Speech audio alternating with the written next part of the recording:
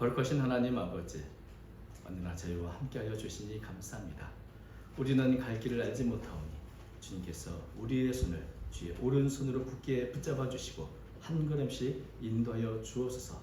나의 갈 길을 다 가도록 주께서 붙들어 주시고 힘주실 줄로 믿습니다.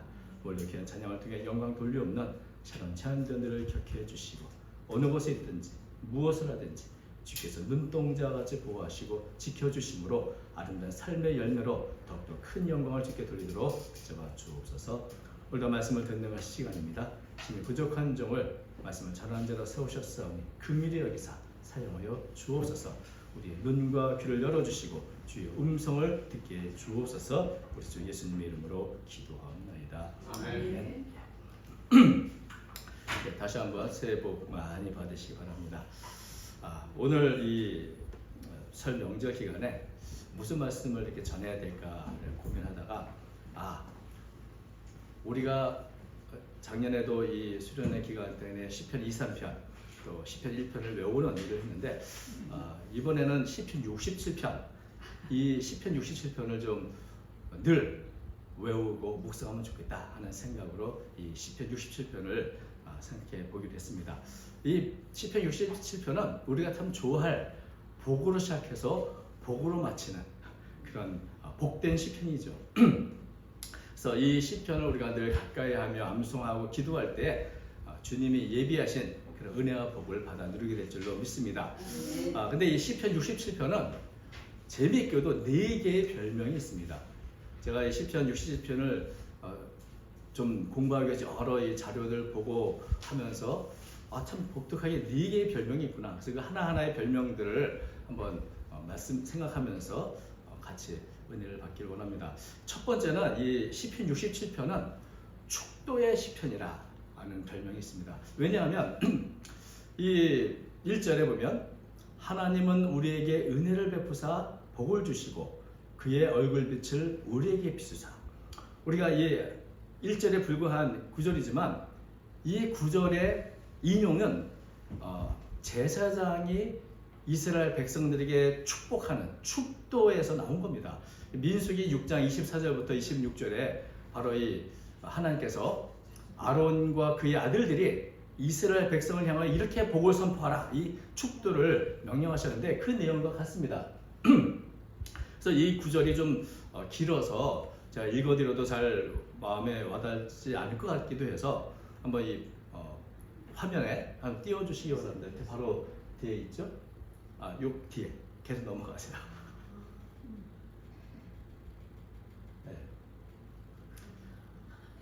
자, 여기 보면 민수기 6장 22절부터 27절까지의 말씀을 이렇게 했는데 다른 거 다 빼고 24절부터 26절까지만 이게 바로 아론 제사장이 이스라엘 백성을 축복하는 그 축도의 내용입니다.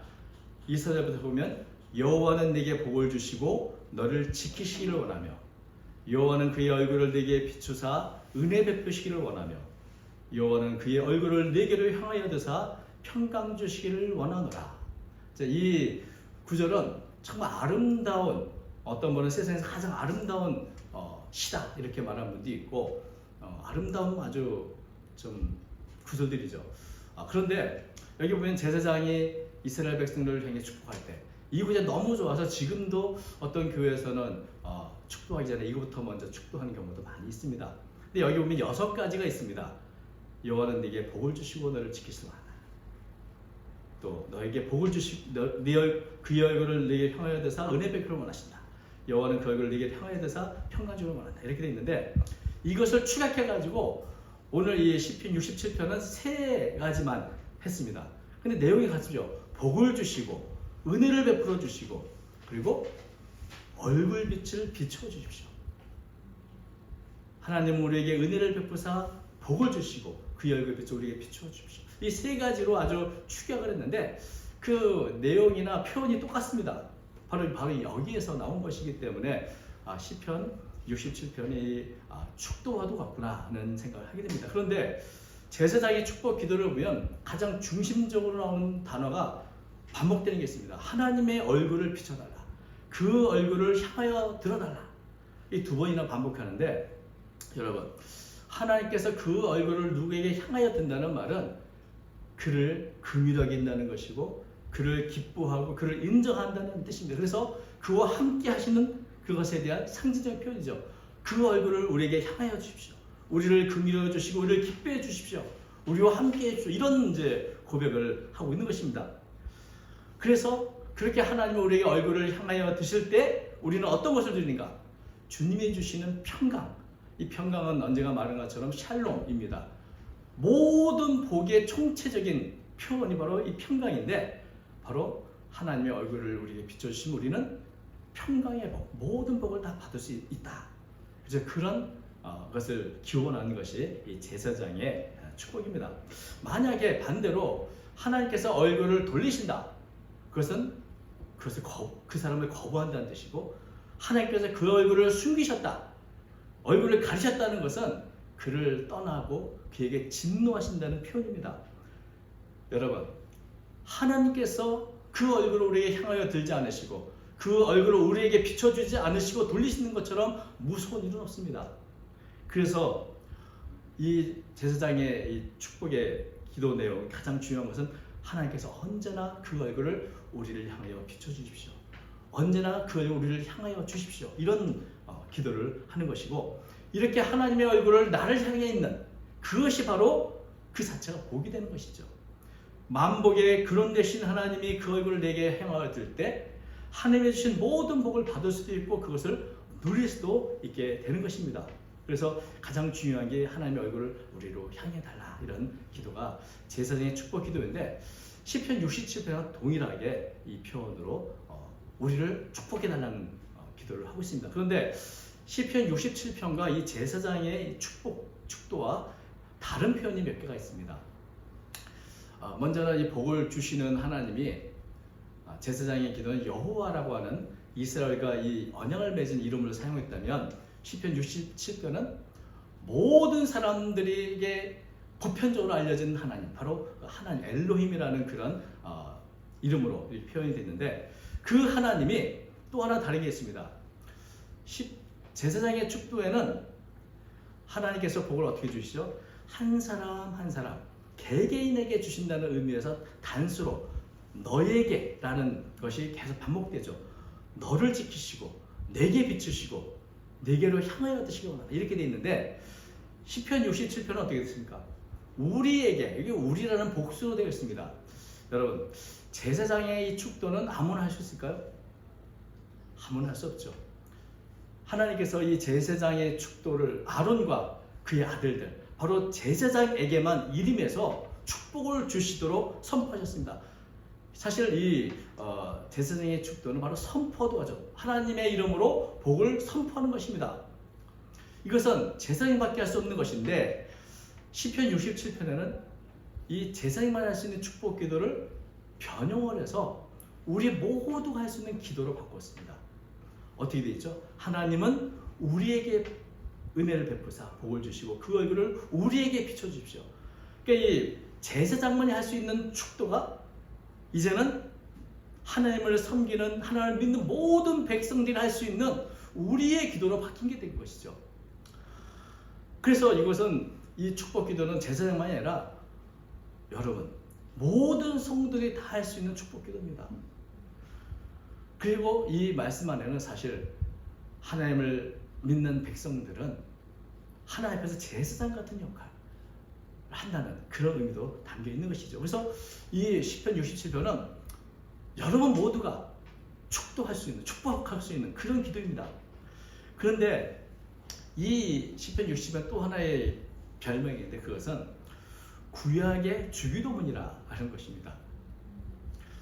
여러분, 복을 내려달라라고 하는 이 기도하는 것은 대개 하나님이 내게 복을 주셔서 내가 이 땅을 살아가는데 그 복을 잘 누릴 수 있도록 해달라는 그런 의미가 담겨 있지만, 시편 67편에서 복을 내려달라고 이렇게 기도하는 목적은 내가 그걸 잘 누리겠다는 게 아닙니다. 그렇게 내게 복을 주셔서 주님의도 그 진리의 말씀과 주님의 구원을 이 땅의 모든 나라 모든 백성들이 알게 해달라는 것입니다. 그 내용이 다르죠. 2절 보니까 이렇게 있습니다. 그렇게 주시사 주의 도를 땅 위에 주의 구원을 모든 나라에게 알리셔서, 우리에게 복을 주셔서 우리를 복의 통로로 삼으셔서 주님의 주신 복이 온 땅에 모든 백성 모든 나라에게 다 증거될 수 있도록 해주십시오. 이것은 우리가 잘 아는 이 하나님께서 아브라함에게 주셨던 그 약속의 근거한 것입니다. 하나님은 아브라함을 택하셨을 때 아브라함 한 사람을 복 주시기 위해서가 아니라 너를 통해서 천하 만민이 복을 얻으리라 축복의 통로로 삼기 위해서 아브라함을 택하신 것처럼 이 시편 67편은 우리에게 복을 주셔서 그 복이 온 나라 모든 백성들이 그것을 알도록 해달라 이런 기도를 하는 것이죠. 그러니까 이 목적과 의도가 다릅니다. 나에게 복을 주세요 내게 복 주세요가 아니라 하나님의 진리의 말씀이 하나님의 주님의 구원의 도가 나를 통해서 모든 백성이 다 알 수 있도록 해달라는 그런 기도이죠. 그래서 이제 시편 67편을 구약의 주기도문이라고 하는 겁니다. 왜냐하면 주기도문 우리가 잘 알고 있죠. 먼저 어떻게 시작합니까? 하늘에 계신 우리 아버지요 이름이 거룩히 여김을 받으시오며 나라가 임하시며 뜻이 하늘에서 이룬 것처럼 땅에서 이루어지리라. 예수님께서 이 기도를 우리에게 가르쳐 주실 때 우리가 가장 구하고 관심 가져야 할 게 뭔가? 하나님의 이름과 하나님의 나라와 하나님의 뜻이 이 땅에 임하리라. 이게 바로 주기도문의 핵심이라고 할 수 있죠. 그래서 이렇게 하나님의 이름이 하나님의 나라가 이 땅에 임하기 위해서 우리에게 필요한 것을 공급해 주십시오. 일용할 양식도 주시고 우리의 연휴간에 필요한 것들 공급해 주십시오. 우리의 필요가 먼저가 아니라 하나님의 나라가 이 땅에 임하기 위해서 우리가 이 땅에 생존하고 우리가 이 땅에 참 여러 가지 영육간에 필요한 것을 공급받아야 된다는 것을 말해 주는 것이죠. 그래서 주기도문의 핵심은 바로 하나님의 나라가 이 땅에 여기에 있는데 시편 67편도 마찬가지입니다. 하나님의 나라가 나를 통해서 이 땅에 임하도록 나에게 복을 주십시오. 우리를 그런 하나님의 은혜와 복의 통로로 삼아 주십시오. 이런 기도가 바로 시편 67편의 기도입니다. 그래서 시편 67편의 이 기도의 관심, 축복의 목적 이런 것들이 다 어디를 향하는가? 모든 나라, 모든 민족을 향해 있습니다. 그래서 세 번째로 이 시편 67편의 별명은 선교 시편이라고 불립니다. 3절부터 5절 보면 이렇게 됐죠. 하나님이여 민족들이 주를 찬송하게 하시며 모든 민족들을 주를 찬송하게 하소서. 온 백성은 기쁘고 즐겁게 노래할지니 주는 민족들을 공평히 심판하시며 땅의 나라들을 다스리실 것입니다. 하나님이여 민족들이 주를 찬송하게 하시며 모든 민족으로 주를 찬송하게 하소서. 그러니까 처음에는 우리를 축복해달라 이렇게로 될 줄 알았더니 관심이 바로 모든 나라 모든 민족을 향해서 이렇게 나와 있는 것을 보게 되죠. 모든 나라 모든 민족이 주님을 찬송하기 위해서는 먼저 하나님을 제대로 알고 그 은혜를 떼내야만 할 수 있는 것입니다. 그래서 시편 67 보면 복을 받는 대상이 점점점 확대되는 것을 보게 됩니다. 2절 1절을 보면 누구부터 시작했습니까? 우리로부터 시작했죠. 우리에게 복을 주시고 그 얼굴을 우리에게 비춰달라. 우리로 시작했는데 2절에 보니까 땅의 모든 나라가 알게 되게 해달라고 하시고 3절과 5절에는 모든 모든 민족들 땅의 모든 나라들이 하나님의 통치와 인도하심을 받도록 해달라는 점점 확대됩니다. 그리고 마지막 7절은 어떻게 됩니까? 7절 보면 이렇게 되죠. 하나님이 우리에게 복을 주시니 땅의 모든 끝이 하나님을 경외하리다. 우리가 뭐 땅끝까지 복음을 전하라고 하는 것처럼 나를 통해서 시작한 우리를 통해서 시작된 것이 결국 어디까지 가는가? 점점점 확대돼서 땅의 모든 끝, 모든 땅끝의 모든 민족과 나라까지 다 하나님을 경외하게 해달라는 그런 관심으로 나아가는 것을 보게 됩니다.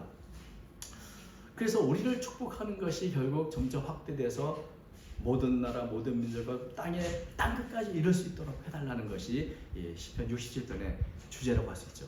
특별히 4절을 보면 하나님께서 우리뿐 아니라 온 땅의 모든 백성들을 다스리시고 통치하시고 인도해 주실 것을 바라봅니다.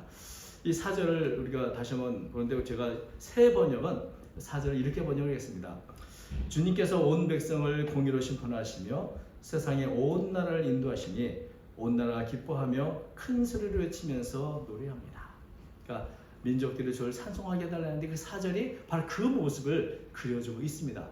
근데 우리 개정개혁 성경에서 조금 번역에 있어서 조금 뭐랄까 약간 오해 같은 부분들이 있어서 잠깐 말씀드리면, 이 4절은 결국 하나님께서 통치하시는 모습을 이렇게 우리에게 보여주고 있는데, 이렇게 되어 있습니다. 4절은 온 백성은 기쁘고 즐거이 노래하지 주는 민족들을 공평히 심판하시며, 그 공평히 심판한다니까 마치 뭔가 심판, 무서운 것처럼 느껴지는데, 사실은 이 공평이라는 단어는 평평한 평지를 의미하는 단어입니다. 그래서 하나님이 모든 민족을 차별 없이 공평하고 공평하게 통치해 주십시오, 이런 뜻인데, 또 여기서 이 심판하신다는 단어는 다스린다는 뜻이죠. 그래서 다시 말하면 4절은 하나님의 나라, 하나님의 통치하신다는 어떤 나라인가를 보여주는 그런 모습입니다. 특별히 평평한 평지라고 하는 이 단어는 비유적으로는 안전하고 안락하고 번영이 있는 장소를 의미하죠. 그래서 하나님의 통치하신 나라, 안전하고 평안하게 다스리는 그 모습을 보여주고 있고, 또 땅의 나라를 다스릴 것이니, 다스린다는 단어는 인도한다는 의미입니다. 그러니까 아까 이 재판한다는 말이 통치하고 다스린다는 의미이고, 다스린다는 여기 있는 구절은 인도하신다는 뜻이죠. 그래서 하나님께서는 온 나라를 주의 평강으로 다스리실 뿐만 아니라 구원의 길로, 의의 길로, 생명의 길로 인도해 주십니다. 이런 의미로서, 그래서 그것을 바라보는 모든 사람들이 큰 소리로 외치며 주님을 찬양한다, 이것을 말해주고 있는 것이죠.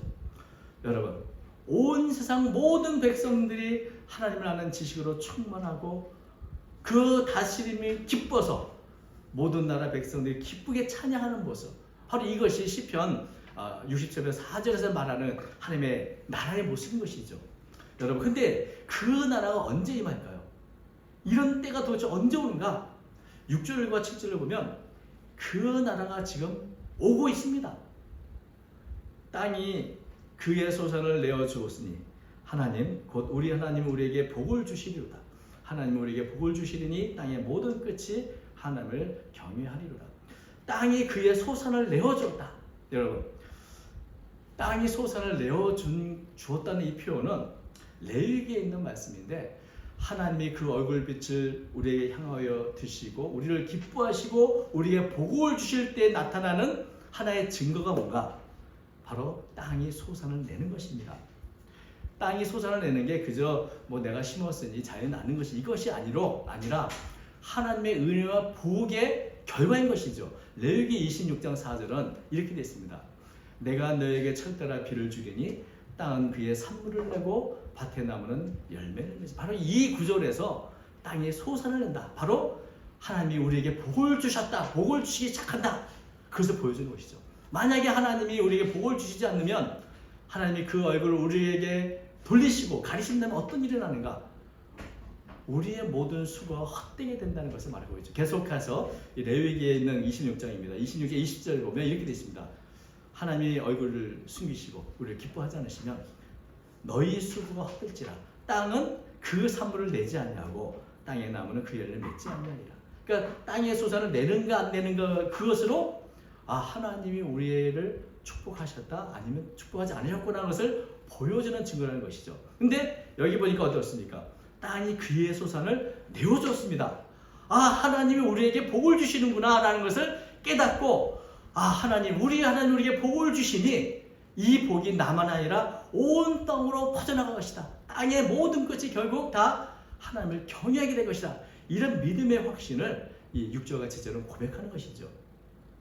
하나님이 우리에게 복을 줄 때 그 복은 일시적으로 우발적으로 주셨다가 또 빼앗고 그런 것이 아니고, 하나님의 신실하셔서 언제나 변함없이 우리에게 내려주십니다. 진노 가운데도 우리를 향한 그 복과 은혜를 멈추지 않으십니다. 이것이 아침마다 새로우니 주의 성실이 크도소이다. 예레미야 애가에 그 여러 가지 어려움과 고통이 있는 그 가운데서도 여전히 하나님은 신실하게 우리에게 복을 주시는 분이라고 고백한 것처럼, 이런 하나님 때문에 이제 하나님 우리에게 복을 주시기 시작하셨으니 이제 온 나라 온 백성들이 다 하나님을 알고 경외하게 될 것이다. 이것을 바라보며 이 시편을 기도한 것입니다. 그래서 이 모습은 선교에서 최종적 목적이 바라보는 비전이 뭡니까? 그 비전이 이제 우리가 잘 아시는 요한계시록 7장 9절과 10절이죠. 2일 후에 내가 보니 각 나라와 족속과 백성과 방언에서 아무도 능히 셀 수 없는 큰 무리가 나와 흰 옷을 입고 손에 종려가지를 들고 보좌 앞에 어린 양 앞에 서서 큰 소리로 외치리되 구원하심이 보좌에 앉으신 우리 하나님과 어린 양에게 있도다. 이게 바로 선교하시는 모든 분들이 바라보는 비전이죠. 지금은 척박하고 지금은 하나님을 알지 못해서 우상을 섬기고 그렇게 살아갈지라도 나를 통해서 우리를 통해서 우리의 기도를 인해서 온 나라 온 백성들이 수많은 민족과 백성들 가운데서 이렇게 주님의 구원과 주의 말씀과 그 진리에 기뻐서 찬송하는 일을 할 것이다. 이게 바로 선교의 비전 아니겠습니까? 이 시편 67편이 바로 그것을 바라보며 기도한다는 것이죠. 그래서 시편 67편을 우리가 암송하고 외우면 우리는 늘 내가 복을 받아야 돼. 우리 가족이 복을 받아. 여기에 머물러 있는데 시편 67편에는 이 복의 깊이와 넓이가 점점점 확대되어야 한다는 것을 우리에게 알려주고 있습니다. 여러분, 어린아이와 어른의 차이가 있다고 한다면 어린아이는 늘 관심이 자기밖에 없습니다. 나만 잘 되는데 나만 아니면 돼 이러면서 자격이 있지만 성숙한 사람은 나뿐 아니라 이웃과 세계를 향해 관심이 가는 것입니다. 나만 아니라 다른 사람을 생각하는 그런 마음이 바로 성숙한 사람인데 하나님께서 하나님의 백성을 세우시고 복을 주실 때 바라시는 것은 우리만 누리는 것이 아니라 이 복이 우리가 통로가 돼서 복의 통로가 돼서 다른 사람에게 전해지고 또 그 사람이 그 복을 받아 또 다른 사람에게 전해져서 이렇게 온 땅으로 흩어 나아가기를 바라시는 겁니다. 이게 바로 하나님의 축복이 이스라엘에서 시작해서 온 땅으로 나아가는 그런 원리이죠. 그래서 결국 내가 하나님의 은혜와 복 때문에 찬양하는 것처럼 지금을 하나님 알지 못한 백성들이 다 돌아와서 나와 함께 하나님을 찬양하는 그날을 바라보면서 시편 67편은 우리에게 기도할 것을 말해주고 있는 것입니다. 우리에게 받은 복, 그것이 나에게 멈춰서는 안 되고 나는 단지 복의 축복의 통로로 이것이 다른 사람들, 다른 나라, 민족에 전해져야 된다. 이렇게 해서 이것을 선교 시편이라고 말할 수 있습니다. 그런데 사실은 이 67편에 아주 특별한 또 하나의 별명이 있습니다. 어떤 면에서는 이게 저도 고민했습니다. 이걸 먼저 얘기할까, 이걸 나중에 얘기할까. 근데 최종적인 결론은 이것이다 라고 생각했는데 여러분 시편 67편 뭐 선교 시편도 있고 구약의 주기도문이다 또 축도의 시편이라 말하지만 가장 독특한 것은 뭐냐면 이 시편의 이 구조와 형식이 있습니다. 시편 67편을 보면 이 표제를 빼면 7절이죠. 7절이죠. 근데 단어 수가 7, 7이 49, 49개입니다. 단어가. 그러니까 7자가 굉장히 반복되죠. 근데 또 재밌는 게 뭐냐면 이 단어들이 4절을 중심으로 좌우 대칭으로 되어 있습니다. 여러분 3절과 5절 내용은 봐도 그렇지 않습니까? 3절과 5절은 똑같이 대칭이죠. 하나님이여 민족들이 주를 찬송하시며 모든 민족이 주를 찬송하게 하소서. 이게 3절이고 4절을 중심으로 또다시 5절에도 하나님이여 민족들이 주를 찬송하시며 모든 민족이 주를 찬송하게 이게 대칭을 이루고 있지 않습니까? 근데 히브리 원문을 보면 이 단어가 49개인데 어떻게 구조를 이루는가? 자 보십시오. 1절에 7개, 7절에 7개, 2절에 6개, 6절에 6개, 3절에 6개, 5절에 6개, 그리고 4절에 11개. 그러니까 다시 말하면 이 4절을 통해서 점점 똑같은 단어 수로 구조가 되어 있다는 것이죠. 이 모습이 뭐와 같습니까? 이게 등잔대와 같구나. 그것을 등잔대 혹은 촛대를 메노라라고 하는데 메노라 시편이라고 그래요. 그래서 메노라 시편. 저도 이 발음을 주의했습니다. 멜로나인가? 멜로나가 아니고 메노라. 자 한번 그 다음 거 한번 보시면 그래서 잘 보실 것 같아서 촛대죠. 이게 등잔대 메노라. 근데 보면 중간을 기준으로 해서 양쪽으로 대칭으로 7개의 등잔불이 있지 않습니까? 이 구조하고 시편 67편의 구조가 똑같죠. 그래서 유대인들은 이 시편 67편을 메노라 시편이다. 우리 성경에는 등잔대로 번역했지만 또 촛대를 의미하기도 하기 때문에 이런 구조가 있는 것은 성경에서 이 시편 67편이 유일합니다. 근데 여러분, 시는 상징과 은유가 핵심입니다. 이 구조가 어떻게 하다 보니까 된 것이 아니고 분명히 이 시편을 지은 사람은 이 등잔대를 염두에 두고 지어서 의도가 있는 것이죠. 그래서 그러면 왜 이런 시편 67편과 등잔대가 무슨 의미길래 이런 것을 했을까? 그래서 먼저 등잔대가 뭔가를 먼저 봐야 되겠죠. 출애굽기 25장에 보면 하나님께서는 모세에게 성소에 7 등불을 떠받치는 등대를 만들어라. 순금으로 이렇게 통으로 만들어라. 이렇게 명령하셨는데, 그래서 이런 등잔대의 등불은 순수한 기름으로 매일 저녁부터 아침 해가 뜰 때까지 절대 꺼지지 않도록 늘 성소에 불을 켜도록 되어 있습니다. 그 일을 하는 게 바로 등잔대인 것이죠. 저녁부터 아침까지 항상 7 등잔불이 빛을 발할 수 있도록 바로 그 등잔대, 바로 그게 메노라인 것이죠. 그래서 이 구조나 7을 강조하는 이 숫자를 보면 메노라 시편이라고 하는데, 그렇다면 시편 67편은 이것이 성소에는 등잔대와 같은 그런 시편이구나 하는 것이죠. 이스라엘 백성들은 그래서 마치 우리가 예배를 드리거나 볼 때 등잔대 옛날 유대인들이 이렇게 불을 켜는 것처럼 시편 67편을 마치 등잔대에 불을 켜는 마음으로 암송하고 기도드리는 것이죠. 하나님 앞에서 내게 복을 주시고 이 복이 온 땅에 흘러가게, 그리고 복의 통로는 나는 언제나 등잔대와 같이 빛을 발할 수 있도록 이런 마음으로 기도를 했다는 것이죠. 그래서 여행을 가고 어려운 일을 당할 때 시편 67편을 기도문으로 했었고요. 또 안식일 예배에서도 등불을 켜고 다시 시편 67편을 기도문처럼 감사와 평안을 했을 때 이것을 통해서 마치 성소에 불을 켜듯이 했다는 것이고요. 또 할례 의식을 하기 전에도 먼저 시편 67편을 암송해서 이 아이에게 주신 그 사명, 바로 이 등잔대의 사명을 감당하도록 시편 67편을 암송하기도 했던 것입니다. 그러니까 참 시편 67편이 여러 별명이 있지만 성소의 등잔대와 같다. 그런 의미에서 참 특별한 시편이라고 할 수 있습니다. 우리가 시편 67편 통해서 우리에게 복을 주셔서 그 복이 등잔대의 불빛처럼 우리 가까이 더 멀리 온 땅까지 다 비춰질 수 있도록 해달라, 이런 의미가 여기에 담겨있는 것이죠. 우리를 세상의 빛으로 소금으로 세우셨는데 이 등잔대 역할을 감당하는 것이 우리의 사명이구나 하는 것을 깨닫게 하는 것이 시편 67편인 것입니다. 하나님의 백성의 사명이 뭐가 있겠습니까? 우리는 이 땅에서 축복의 통로가 되도록 부르심을 받았습니다.